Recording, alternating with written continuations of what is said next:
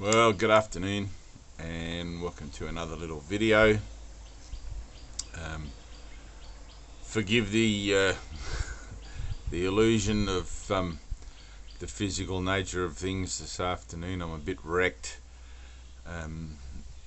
even trying to hold my mind training where it is that I am spirit and everything else. I just have found myself driving 10 hours today from Cairns back home, and I just wanted to make this little video before I went to have a bit of a rest because of an interesting situation and meeting that I had in Cairns with some like-minded people, beings, whatever we are.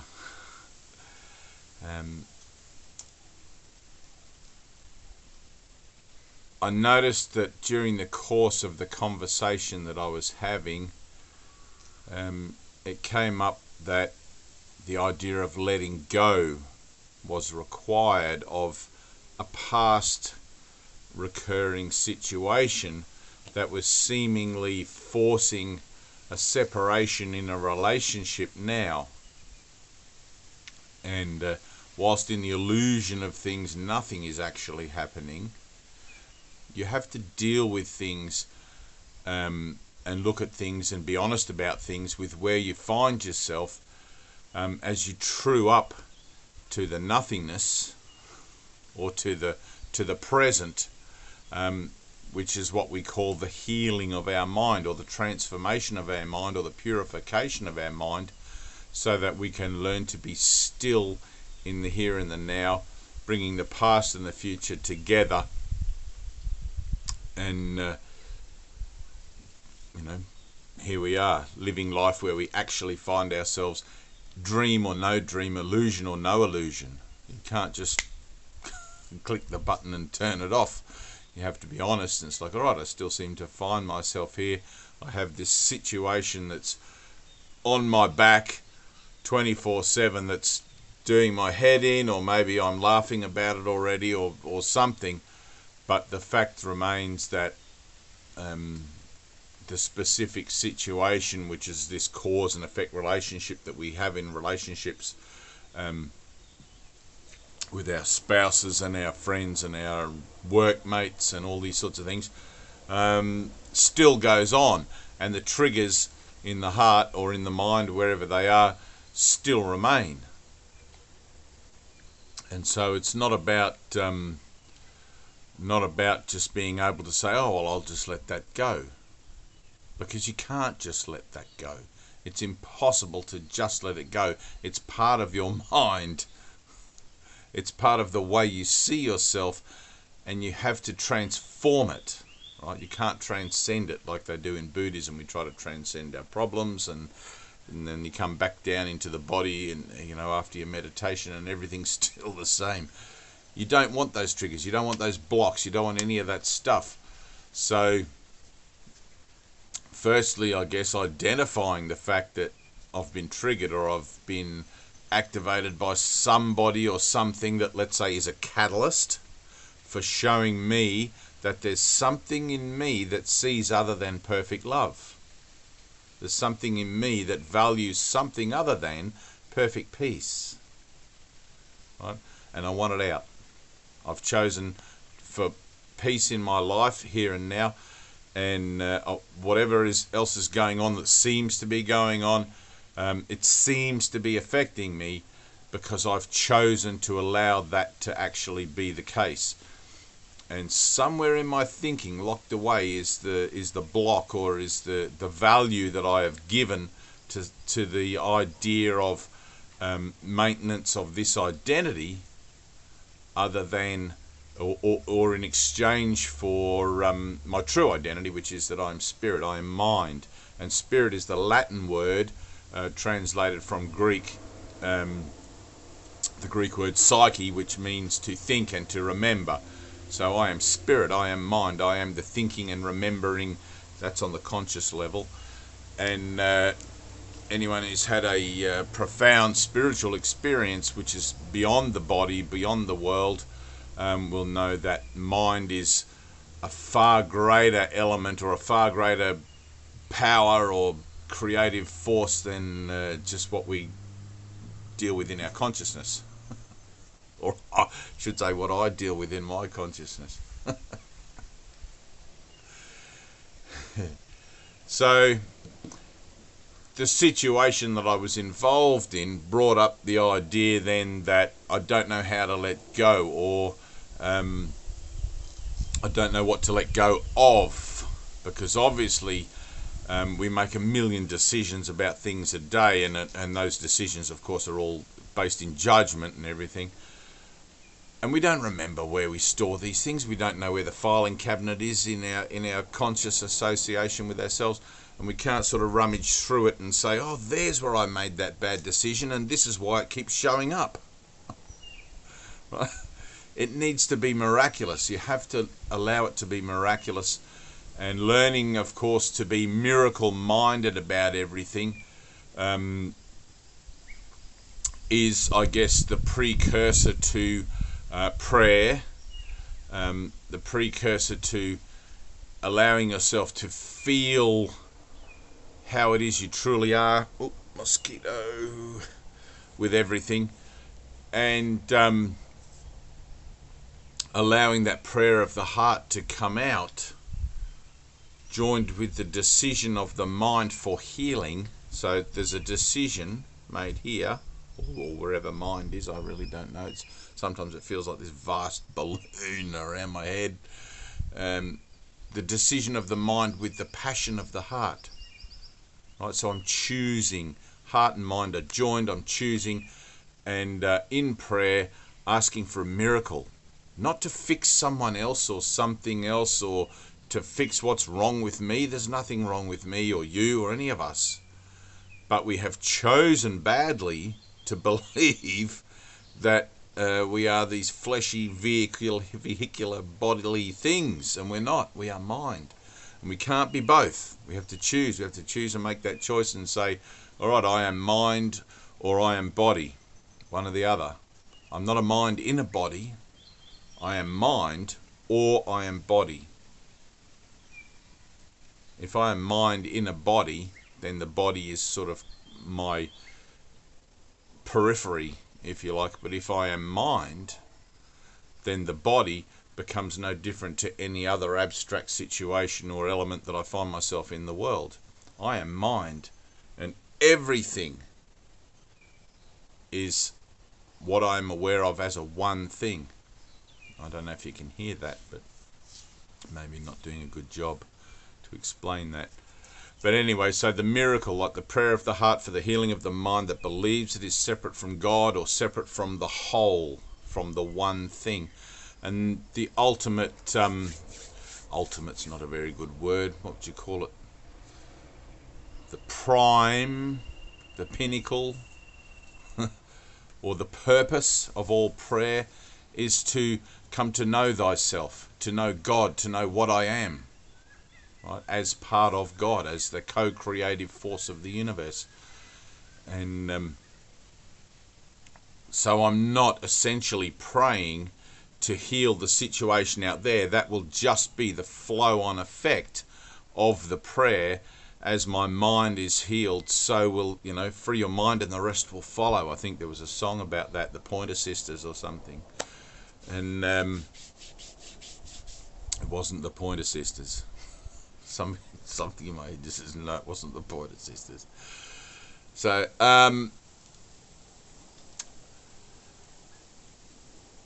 I'm praying for a miracle. I'm praying for the healing of my mind, so that the blocks to the awareness of love's presence within me can be removed, and I can experience my own enlightenment in the stillness of my heart and mind. Experience my own enlightenment, which will reveal to me the missing piece of the puzzle of the human experience of, like, what is the meaning of life? And when I enter into the Bardo state,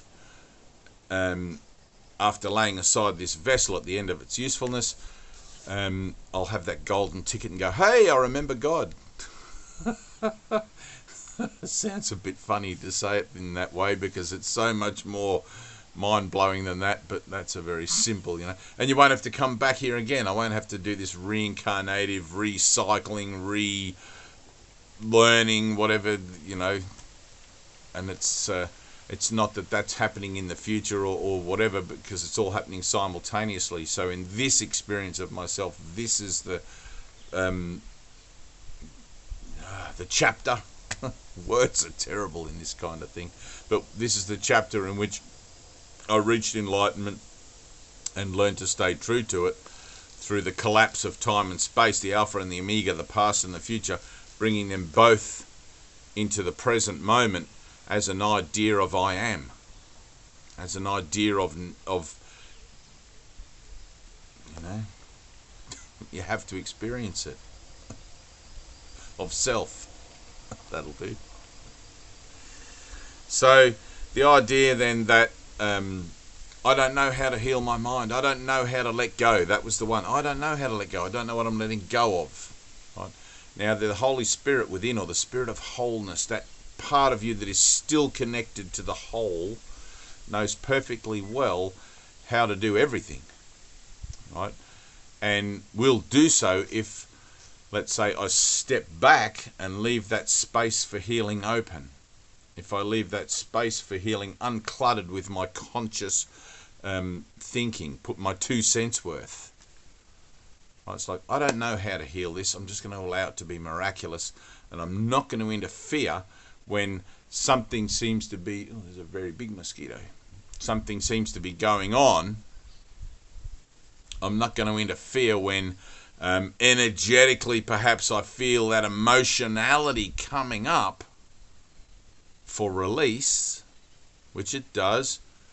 All of a sudden, walking around and it's like, feel anxious, I feel, and everybody has those moments, I know, and it's just like I feel angry, or I feel upset, or I feel dispossessed, or I feel dislodged, or I feel any number of any feeling other than perfect peace.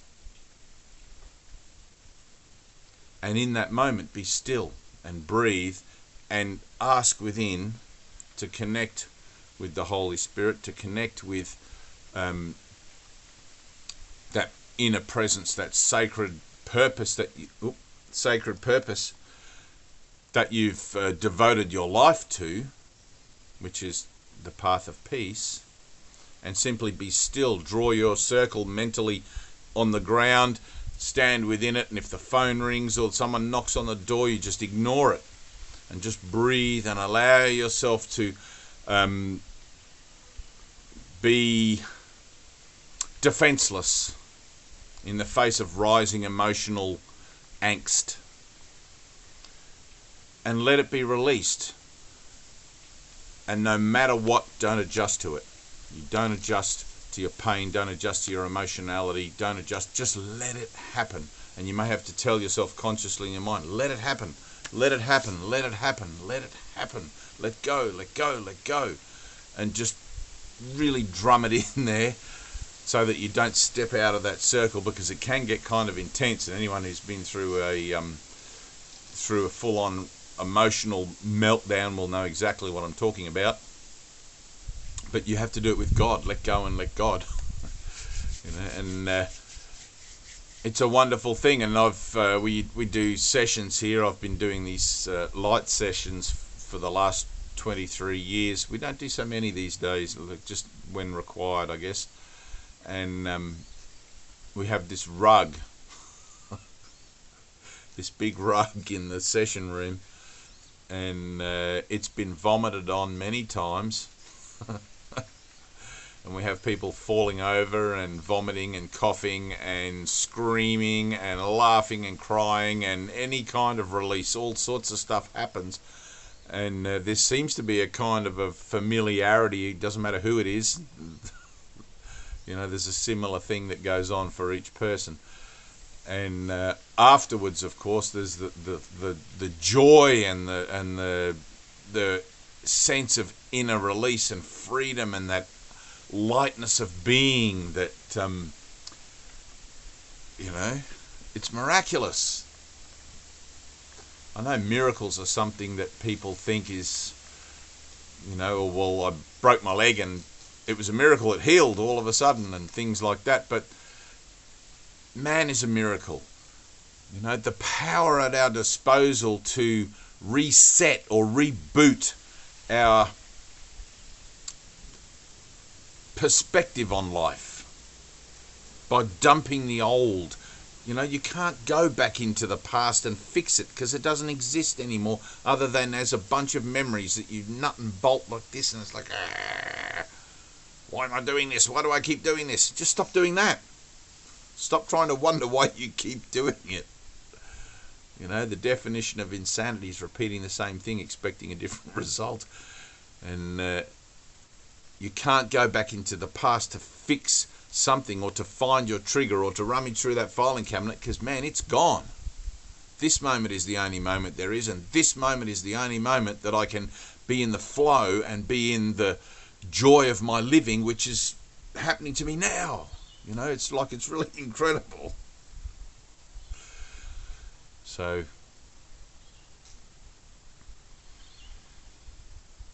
same with the future. The future is just like the past. Both illusory states. The future never happens. It's always now. You know, I can't look into the future to determine what might happen based on my past experiences or letdowns or expectations and all that. You know, all of that stuff's just such a bother. Expectations and desires and hopes and dreams. It's like, let it all go. I forget. If anybody out there is a good Bible scholar, I'm not. I've read it a couple of times, but the bit where I think it's in the New Testament, give up all hope, all ye who enter here. That might sound, you know, might be a little bit loaded with dread if you don't perceive it in the correct way. You know, give up all hope. Oh my God, what's going to happen? But to give up all hope is actually the key to liberation, because hope is always of the future. It's like I am present in the beingness of my divinity right now. I don't need to hope for anything, and when I stand in that and think from that and live from that and decide from that, I have everything that I need because I'm one with everything, and whatever void there may be in my life, whatever concern I may have or anything, automatically vanishes. Just poof, gone. If it's meant to be, it'll be. If it's not meant to be, it won't be. But my part is to be honest. How do I feel? Where am I at with this? Sure, I've got these great books and spiritual scriptures that tell me the world is just an illusion. The world is just a dream. I'm dreaming. I can wander around like a bloody a parrot and just, you know, repeat all that to myself for the next 50 years or however long.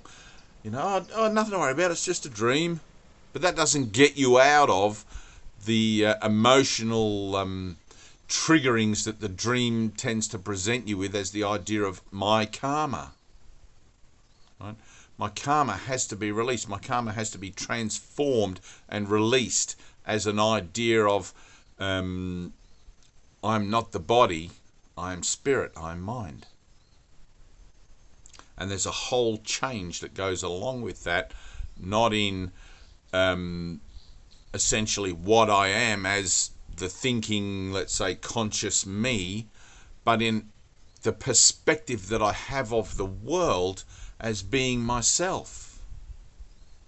Of meeting myself everywhere I go. I'm still the same, what would you call it? What's that thing? The same avatar, the same experiencer, the same witness, but I'm witnessing it differently. Everywhere I go, I'm meeting myself. So why wouldn't I want to extend my heart and my love and my warmth instead of my separativeness and my judgment and my attack and defense, you know? And that's going to bring me into conflict with all those places where I'd previously sort of written down in the filing cabinet there, that person, no, that person, oh yeah, that person, you know. All these judgments, it's going to bring me into conflict with that, because it's like all those bridges that I've burned have to be repaired, have to be forgiven in my mind, so I can find peace, so I can experience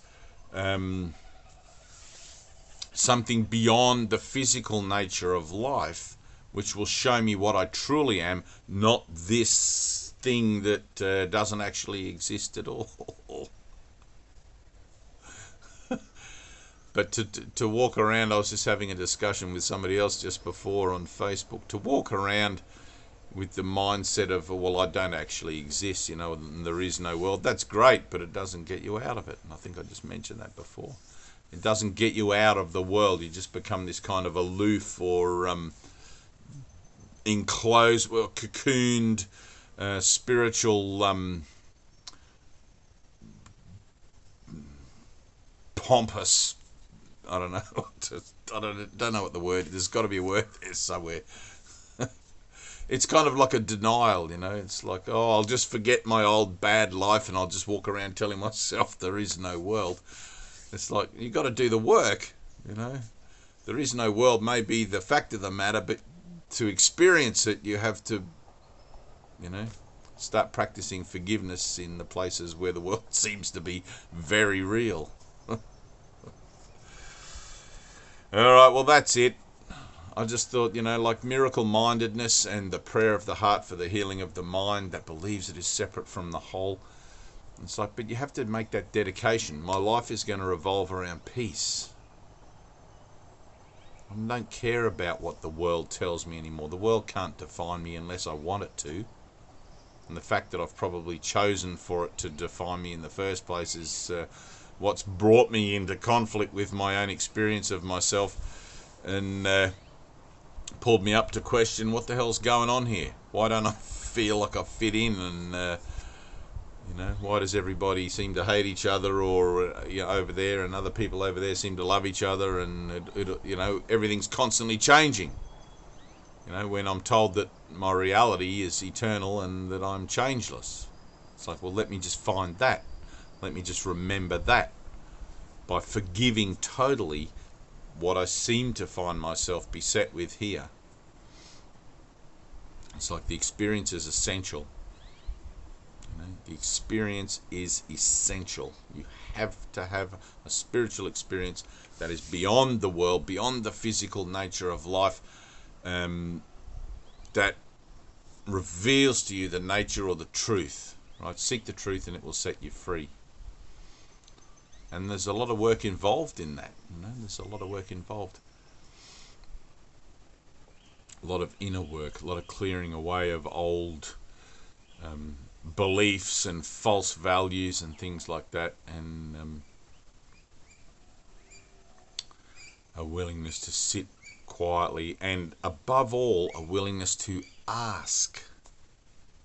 Ask for the experience. You're entitled for it. Ask for the experience of your enlightenment through prayer. I want to know what I am. Don't think that you're not worthy. I mean, that's just arrogance. You're a child of God, the same as anyone else. Oh.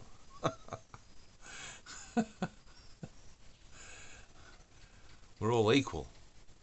Doesn't matter what you did in the past. It's gone.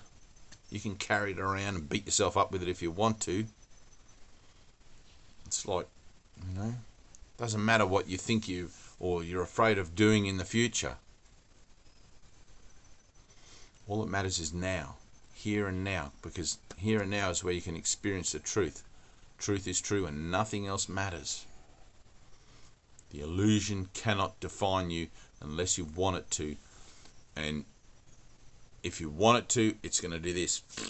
Squish you under its boot heel until finally you come back around to this place again where you're watching me or somebody else in another video, or reading A Course in Miracles, or the Bible, or the Gitas, or the Quran, or the whatever it is that's been presented to you in your experience of the physical nature of life, to help you facilitate an inner shift into a formless experience of yourself.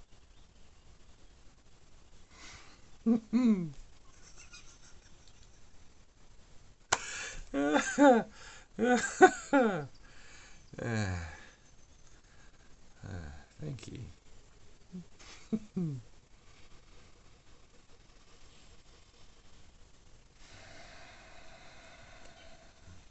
Like that.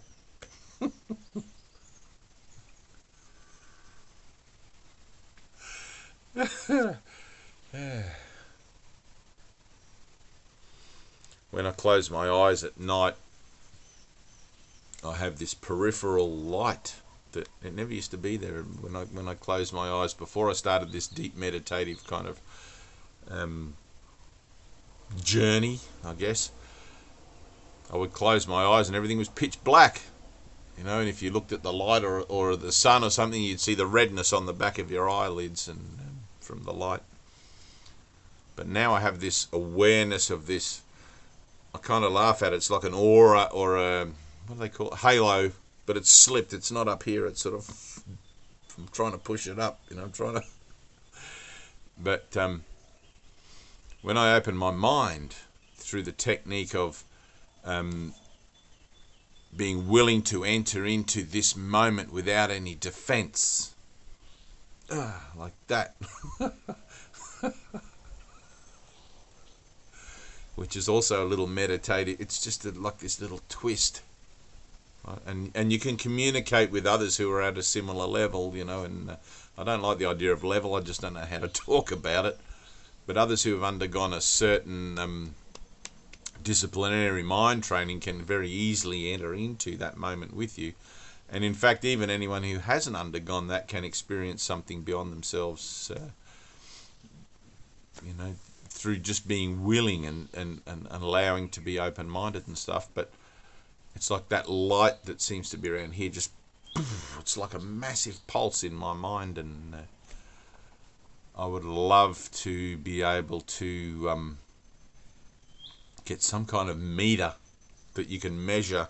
I don't know, you see those little things that medicine laboratories have, and they measure your brain waves and things. I don't know if it would show up on that, but I would absolutely love to give that a crack. I know there was some Buddhist monks who were very devoted in their meditations. They could meditate for days and days on end. I'm hopeless at the long haul of meditation, but and they were taken to, I forget where it was. Oh God, I actually watched this not long ago. But anyway, they were hooked up to is it an ECG? No, something. But anyway, and one of the monks was able to still his brainwave activity that they were measuring to almost nothing, almost like a flat line on the thing. And I can do that. I can bring my mind to that point, which is where it goes when I open my mind.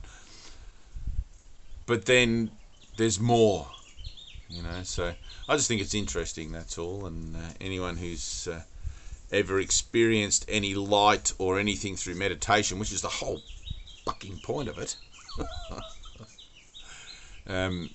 would find it interesting too. Only interesting from the separative point of view. I mean, but here we are. So, all right, well, I love you. That's it. It's like you can't know how to let go. You're the problem. All right? Stop trying to figure out how to let go and just make a decision. I need to let go. And then stop looking for a way to do it. Let it be a miracle.